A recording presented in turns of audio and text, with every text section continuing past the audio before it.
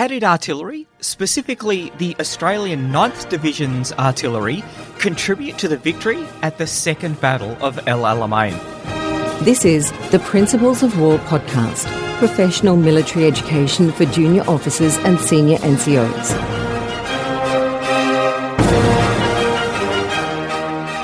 Ladies and gentlemen, that was the sound of a battery of 25-pounders firing. They're actually 25-pounders from the Irish Defence Force on the last time that they were fired before they were retired.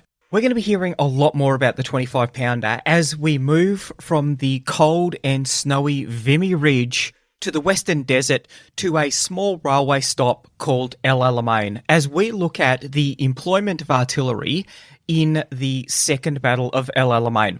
This is part of our series commemorating 150 years of Australian permanent artillery. I wasn't really aware of the critical role that Australian artillery played in the Second Battle of El Alamein. I'm really glad that when I was looking at doing this series, I put it out to the gunner community and said, what should we be looking at? Nick Floyd suggested the 9th Division fire plan for Second El Alamein. And I'm glad that he did, because this is the apogee of artillery in the Second World War from an Australian point of view. Brigadier Ramsay, the CRA for the 9th Division, so the Commander Royal Artillery, he commanded at the peak 360 guns. By far the largest concentration ever given to an Australian artillery commander in the Second World War. He was given this many guns because Monty wanted to weight his main effort on the 9th Division as they played a critical role in the Second Battle of El Alamein. This battle, we're going to take a similar approach to what we've done with Vimy Ridge and Bullecourt. We're going to look at the battle in general, then we're going to look at the artillery battle, and then we're going to look at the lessons learnt from an artillery perspective.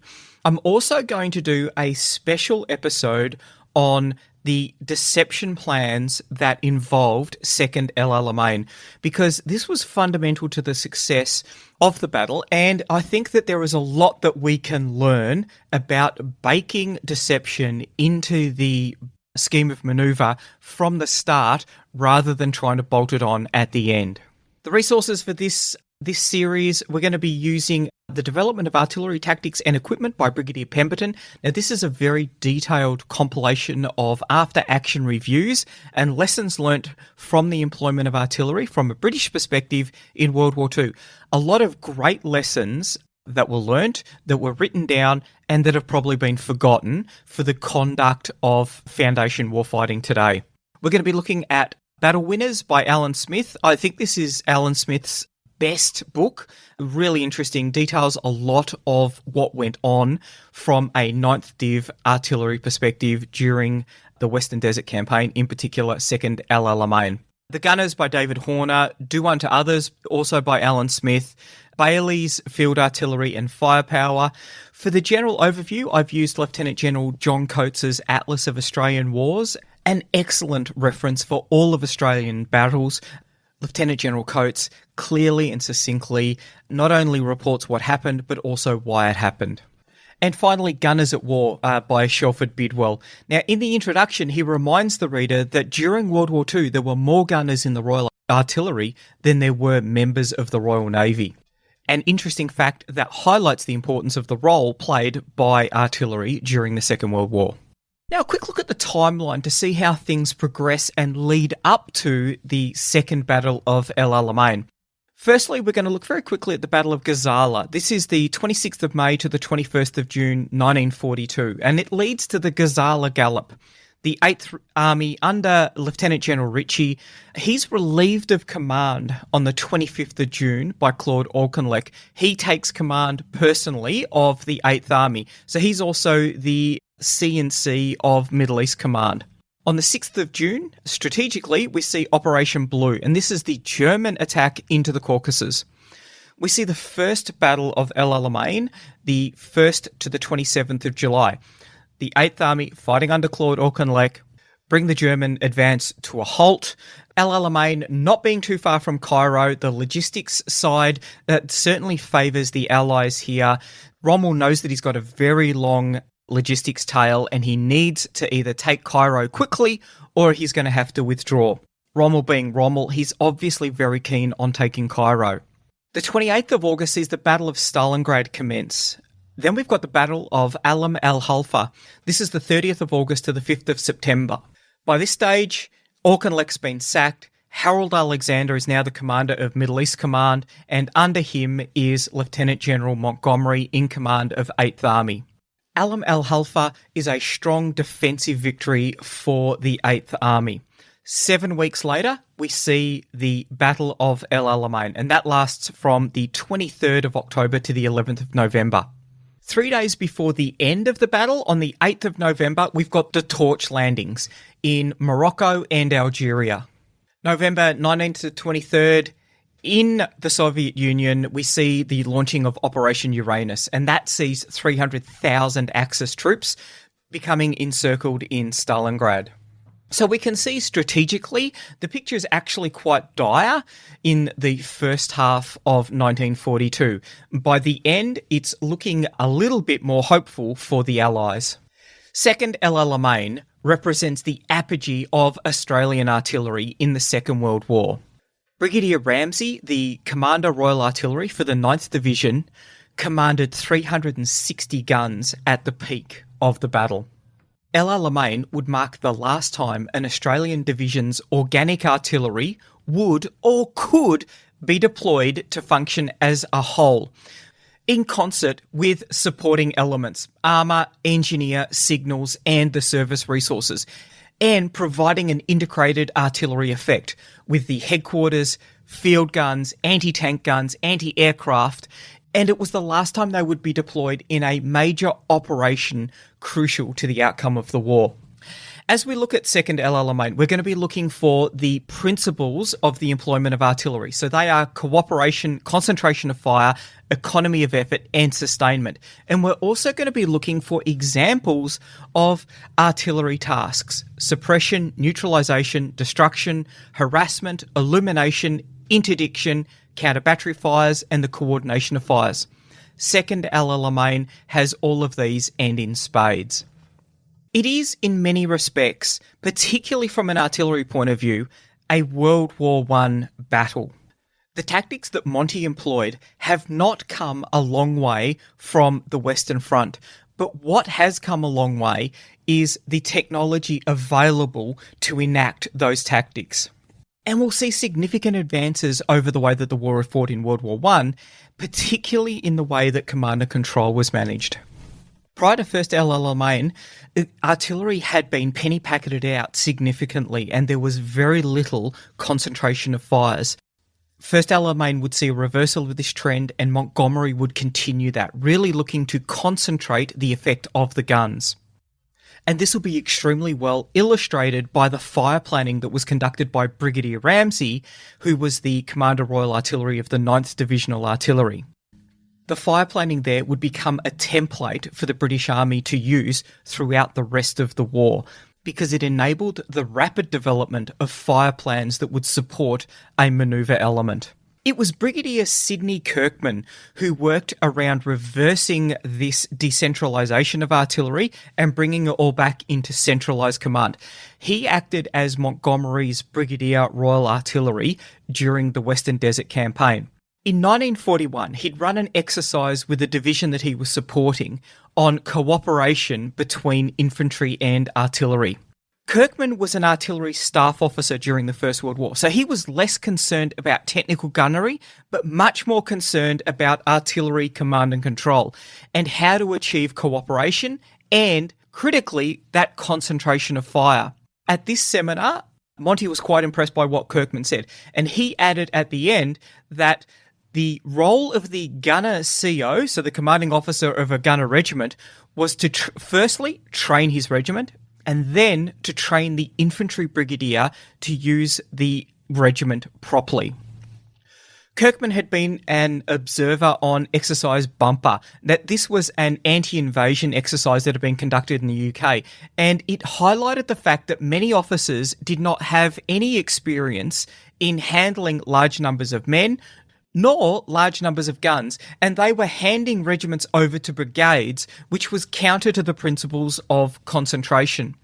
The desire to concentrate artillery had been lost as had the mechanism to achieve it. In divisions, the Commander's Royal Artillery often decentralised their regiments, partly thinking that they were employing the lessons from the Battle of France, and partly because they were unable to effect commander control of their regiments. This lack of C2 meant that the counter-battery role was in a parlous state.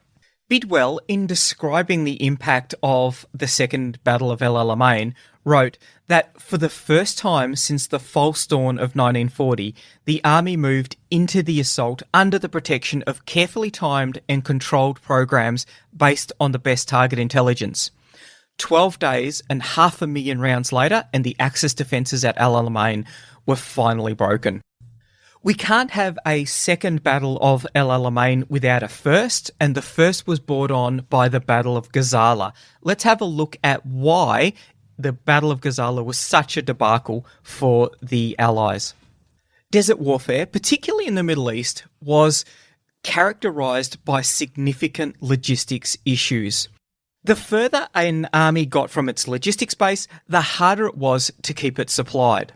Desert warfare was characterised by a victory, followed by an advance. That advance would then peter out as the logistics tail would struggle to keep up with the requirements to keep the army supplied. That would set the conditions for a defeat. That defeat would be the victory for the opposing side, which would then see it advance until its logistics tail culminated and brought on a defeat. The British were able to interdict Rommel's supply lines from Malta and with the Royal Navy, but the further that they advanced from Egypt, the more tenuous their logistics support became. Another issue that the British had was leadership at the top. Claude Auchinleck replaced Wavell in June 1941, following the failure of Operation Battle Axe to relieve the garrison that was besieged within Tobruk. So at this point, the Australian 9th Division is in Tobruk, but we're still more than 12 months before Second El Alamein. John Coates describes the issues of British commanders not being able to stamp their authority on their subordinates. He said that there was big differences in command, doctrine and training. The Germans led from the front, and the British High Command remained a well-meaning military democracy in which senior commanders continued to treat orders as a basis for discussion. The German doctrine was combined arms centred around the tank, but recognising the importance of the anti-tank gun for the offence and defence. General Jackson, who authored the Middle East volume of the British official history, wrote that the German superiority lay in their handling of tanks, anti-tank guns, artillery and infantry in closely knit teams. When their tanks met British tanks under unfavourable conditions, they withdrew through their anti-tank guns, drawing the British tanks into their fire. Their fundamental philosophy was to use anti-tank guns to kill tanks, tanks to kill infantry, and artillery to kill anti-tank guns and infantry. However, the British were wedded to the romance of cavalry charge and the tribalism of the corps systems. There was no centralised doctrine. In the end, everything hinged on the generals and ultimately on the Commander-in-Chief himself. Someone had to lay down a doctrine and then enforce it. Tactics couldn't be imposed by degree and acted on in mid-battle. And I think a really important question to point out here is that if the doctrine that the British were hoping to fight with was uncertain, then how was the training structured? Not for the individual soldier, not at platoon level, but at brigade and divisional level. Bidwell in Gunners at War has got an excellent description of this problem. Cooperation, which is the fruit of mutual understanding forged in the training, which is the essential preliminary to a successful campaign, was destroyed by a command system which despised conventional formations and command channels and broke up formations as if they were composed of chessmen and not living soldiers, with their prejudices and peculiarities and deep-rooted desire to be commanded at the moment of danger by a man they know. Admittedly, the apparatus of command was imperfect. The Royal Corps of Signals, without whom, of course, an army is like an animal without a nervous system, had suffered from starvation in the interwar years like everyone else. But the method of command seems to have degenerated into a series of discussions and visits. He goes on to describe the planning for Op Aberdeen, which was the 8th Army offence, which was meant to finish off the Panzer Army.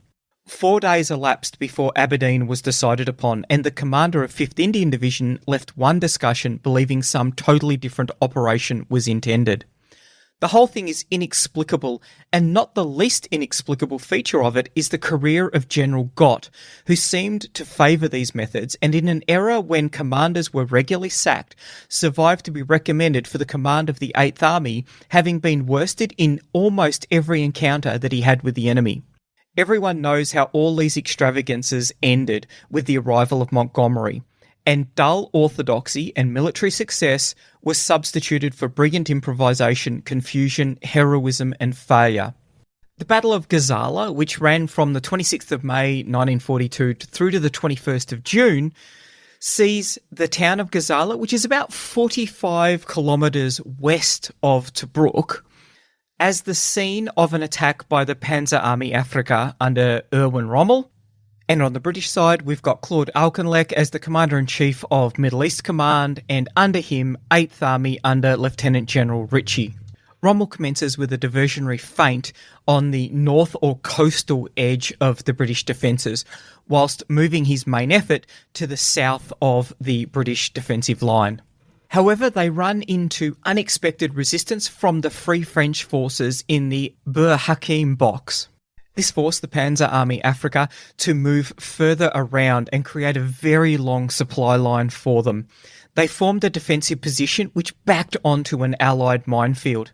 However, Italian engineers were able to lift the mines, and this created a significantly shorter supply route for them to be resupplied on.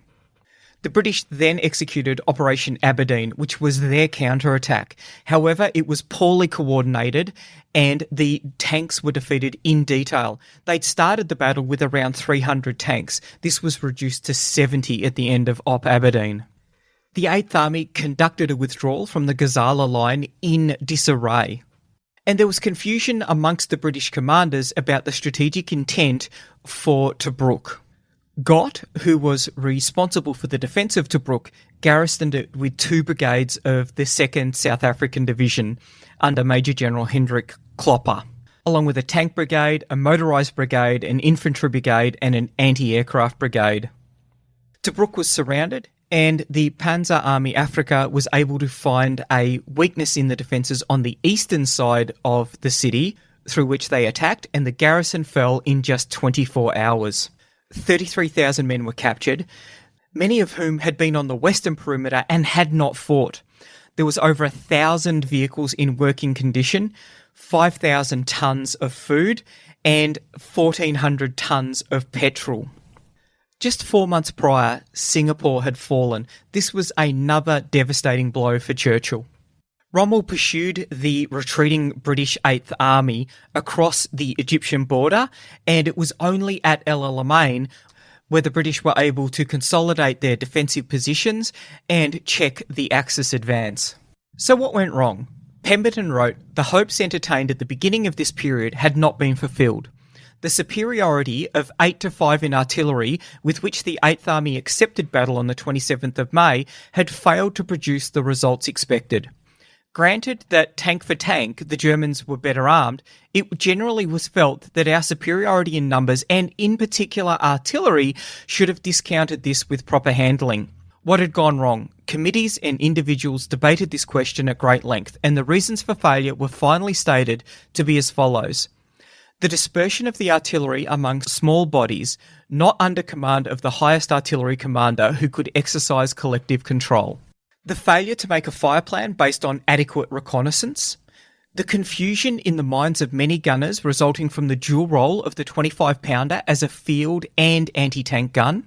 The improper use of anti-tank artillery, in particular of all that had been written and said on this subject, there were still far too many instances of anti-tank guns being knocked out through being fired portee when the situation did not justify it. And the difficulty experienced by the infantry under desert conditions of protecting the guns from close-range small arms fire. One of the attacks that the British made into the Cauldron had as a component of its fire plan the destruction of an Axis anti-tank screen. However, the location of that screen was incorrectly plotted in the fire plan, and as a result, the fires landed in the wrong location. As the British tanks came on in their assault, they were destroyed by the anti-tank guns. Using guns portee style refers to them being fired off the back of a truck. These are very quick to put them into action. However, they have a very high profile and it makes a much larger target. And particularly when you're up against a gun like the German 88, which is extremely long ranged and very accurate, being a high velocity weapon, that can be a critical failure. Tobruk fell on the 21st of June, and 4 days later on the 25th, Ritchie was sacked by Auchinleck. He took command personally of 8th Army. The next day, the 26th, began the Battle of Mersa Matruh. 10th and 13th Corps under William Gott and William Holmes attempted to halt the Panzer Army Africa advance. However, their line of retreat was cut, but the Panzer Army Africa was too weak to stop their breakout. The British still had 200 tanks at this point, and the Germans only had 60 and the Italian 40 tanks. Auchinleck foresaw the risk of not being able to halt the Axis advance at Mersa Matruh, and he was already preparing defensive positions at El Alamein. El Alamein is just 250 kilometres west of Cairo, and more importantly, 130 kilometres west of the strategically important port at Alexandria. El Alamein did not have a lot in the way of infrastructure to recommend it as a place for a defensive operation. In fact, it was only just a train stop with a couple of buildings around it. However, from the defensive point of view, the one thing that did create a significant opportunity for Auchinleck was the fact that there was a 30-mile gap between the Mediterranean Sea and the Qattara Depression. The Qattara Depression, viewed by both the Axis and the Allies as impassable terrain. Falling back so far, so quickly to El Alamein, however, created the flap in Cairo. And in fact, the 1st of July became known as Ash Wednesday in Cairo. And that was because of the amount of papers that the British government was burning in anticipation that Cairo was going to fall. It was said that on the streets of Cairo, you could buy a twist of peanuts with paper that was headed "Most Secret." However, what the British didn't know was that Rommel was very close to culminating. Logistics were becoming critical. The Battle of Mersa Matruh would end on the 29th of June. Tragically for Auchinleck, the first Battle of El Alamein would start on the 1st of July.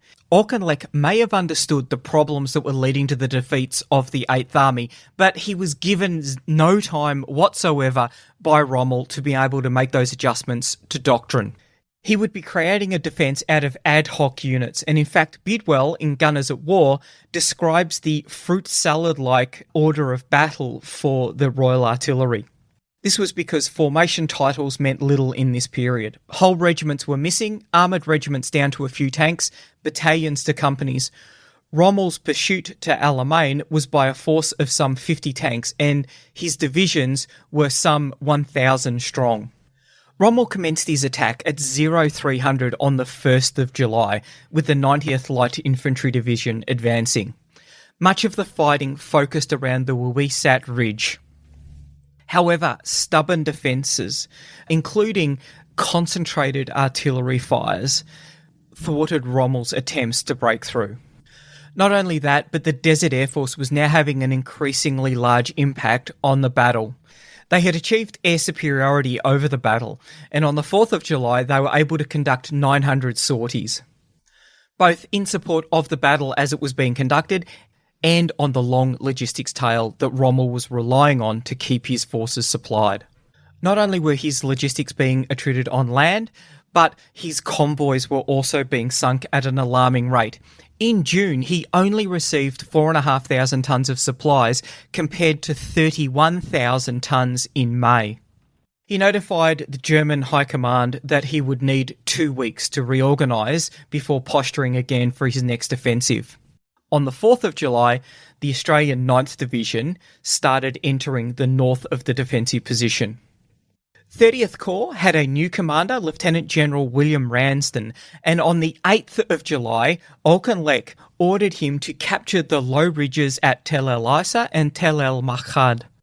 The Australian 26th Brigade was given the job of assaulting Tel El Isa, including Trig 33.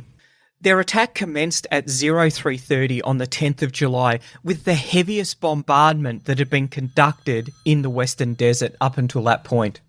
They were supported with tanks of the 44th Royal Tank Regiment, which they had under command. Their enemy were Italian troops from the 60th Infantry Division, Sabratha.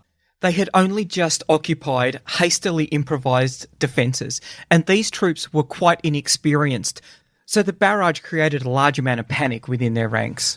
The Australian attack routed the Italian division, 1,500 prisoners were taken, but most importantly, they captured the German Signals Intercept Company 621.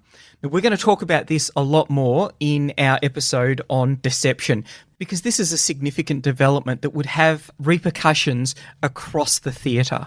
That afternoon and night, elements of the 15th Panzer Division and the Italian Trieste Motor Division counterattacked. However, these counterattacks were repelled with overwhelming Allied artillery and the Australian anti-tank guns. The next day, the 2nd 24th Battalion, along with elements from the 44th Royal Tank Regiment, attacked the western end of the Tel El Isa Hill, which was Point 24. And by early afternoon, that feature had been captured and held against a number of counterattacks. Meanwhile, Auchinleck was developing Operation Bacon, and this was to be an attack on the Italian 17th Infantry Division, Pavia, which was in front of Ruisat Ridge. Auchinleck assessed the Axis critical vulnerability as being the Italian divisions. He assessed their morale to be lower, and the Germans would be unable to hold the entire front without the Italian troops, so he would go after the Italian troops where he could find them. It was to be the Italian troops of the 17th Infantry Division, Pavia, who would be the target of the First Battle of Ruisat Ridge.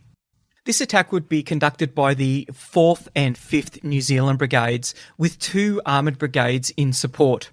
The attack became disorganised by mines and elements of enemy who'd been left behind. This made it difficult to bring up supporting logistics and, importantly, artillery elements. Armoured reinforcements became stuck in minefields. They were attacked by the 8th Panzer Regiment, which was able to knock out their anti-tank guns, and they were exposed in the open and they had no alternative to surrender. 350 New Zealanders were taken prisoner. Rommel rushed German troops to support the wavering Italian defenders, and this time it was the 4th New Zealand Brigade that was on the receiving end of a sharp counterattack. Their anti-tank defences were destroyed and 380 New Zealanders were taken prisoner. This included Captain Charles Upham, who was to be awarded a 2nd Victoria Cross for his actions in the battle that day. At 1800, the brigade headquarters was overrun by the German counterattack. 3 days of fighting had seen the Allies take 2,000 Axis prisoners, mainly Italians. The New Zealand division suffered 1,405 casualties. However, the fighting at Ruisat and Tel El Isa had caused the destruction of 3 Italian divisions and had forced Rommel to deploy his armour and lay minefields in front of the Italian divisions. Auchinleck then ordered Australian 9th Division to attack Materia Ridge, or as they knew it, Ruin Ridge. And in the early hours of the 17th of July, the 24th Brigade, supported once again by the 44th Royal Tank Regiment, and strong fighter cover, assaulted Ruin Ridge. The night attack went well. Over 700 Italian prisoners were taken. However, vigorous Axis counterattacks forced the Australians to withdraw with over 300 casualties. This was followed by the Second Battle of Ruisat Ridge. Auchinleck was hoping to capitalise on his material advantage. 1st Armoured Division now had 173 tanks, with more in reserve. This included 61 of the Grant tanks. Rommel was now down to just 38 German tanks and 51 Italian tanks. The Kiwis attacked on the night of the 21st of July, and whilst they were initially successful, follow-on forces were unable to get to them, so they were left in an exposed position without support arms. 2 armoured brigades, which were meant to sally out and support them, were unable to get there due to anti-tank fire and mines. The next morning, they were counterattacked and they took more than 900 casualties. Meanwhile, the Indian 161st Brigade had tried to clear the western end of Rawissat. 23rd Armoured Brigade was meant to support them. The commander of their parent formation, 1st Armoured Division, Major General Gatehouse, was unsure if the path had been cleared of mines or not, and he wanted the attack cancelled. However, the Corps commander, so this is 13th Corps, Lieutenant General William Gott, rejected this and ordered the attack to go in, but on a different line of advance. This one hadn't been cleared. He mistakenly believed that it had. That order didn't get through. However, the original line of advance was also still mined. The brigade was delayed in the minefield, found itself under heavy anti-tank attack, and was then counterattacked by 21st Panzer. The 23rd Armoured Brigade was destroyed. It had lost 40 tanks and had 47 badly damaged. On the 22nd of July at 0600, the Australian 26th and 24th Brigades attacked. The 26th towards Tel El Isa and the 24th towards Tel El Makhad toward Ruin Ridge. It was during this attack that one of the companies of the 2nd 48th Battalion became bogged down with a series of machine gun posts less than 100 yards in front of them. Grasping the seriousness of the situation and without hesitation, Private Gurney charged the nearest machine gun post, bayoneted 3 men and silenced the post. He then continued onto a second post, bayoneted 2 men and sent a third as a prisoner. At this stage, a stick grenade was thrown at Private Gurney, which knocked him to the ground. He rose again, picked up his rifle, and charged a third post using the bayonet with great vigour. He then disappeared from view, and later his body was found in an enemy post. That's part of the citation for the Victoria Cross that he was awarded for the actions on that day. 24th Brigade had the 50th Royal Tank Regiment in support. However, they had not been trained in conducting a combined arms assault with infantry. Because of that, the infantry and the armour advanced independently, and when they reached the objective, the 50th Royal Tank Regiment lost 23 tanks because there was no infantry support to suppress the anti-tank fire. Despite the overwhelming numerical superiority that the 8th Army had, they were unable to destroy the Panzer Army Afrika. However, Rommel reported that his situation was critical in the extreme. On the night of the 26th-27th of July, Auchinleck launched Operation Manhood, which was a combined attack between the 24th Brigade, the Australian 24th Brigade, and the 69th Infantry Brigade. This was the third attack and completely expected attack on Ruin Ridge. The infantry would have moved through, capture their objectives, clear lanes for the tanks, and then the 2nd Armoured Brigade would pass through. They would then be followed by the 4th Light Armoured Brigade, which would achieve the breakthrough and then commence attacking the Axis lines of supply. The attack, like many of the others, was rushed and poorly planned. The British and Australian infantry brigades were able to achieve their objectives. However, anti-tank units that were following on were lost in the darkness, delayed in minefields, which meant that both of the infantry brigades were unsupported when daylight came. 50th RTR was unable to find the gap in the minefield. They were meant to be supporting the Australians. The 69th Brigade was overrun by the German counterattack. They took 600 casualties. The 2nd 28th Battalion, they had 500 troops who were forced to surrender. Only 90 men got away, and they would form the nucleus of the battalion that was to be rebuilt. The 8th Army, despite its numerical superiority in materiel and men, had fought itself to a standstill. Auchinleck, demonstrating his intellect, conducted an appreciation on the 27th of July. He surmised that it would be at least 2 weeks before the 8th Army would be ready to attack. However, he also believed that Rommel knew this, that the logistics battle was going to be won by the Allies, and therefore this would force Rommel to strike. Auchinleck, therefore, commenced preparing for a defensive battle.